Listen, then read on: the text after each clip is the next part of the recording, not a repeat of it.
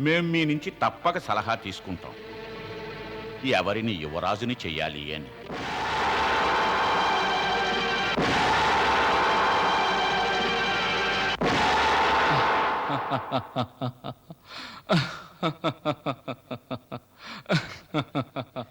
ఏమిటి కృష్ణయ్య నవ్వుతున్నావు? మహారాజు ధృతరాష్ట్రుల వారి తెలివితేటలను తలుచుకొని ధృతరాష్ట్రుల వారు యుధిష్ఠిరుణ్ణి యువరాజును గావించే విషయాన్ని ఏదో ఒక నెపంతో ప్రతిసారి దాటవేస్తూనే ఉన్నారు. అందుకు కారణం ఇదే అయ్యుండొచ్చు. ఒకవేళ సమయము సందర్భము కలిసి వచ్చినట్లయితే తన పుత్రుడు దుర్యోధనుణ్ణి యువరాజును చేయవచ్చని. అతని ఆశ సఫలమవుతుందంటావా?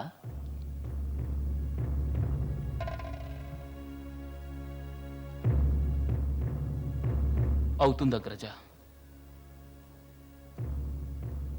వినాశనం అవుతుంది.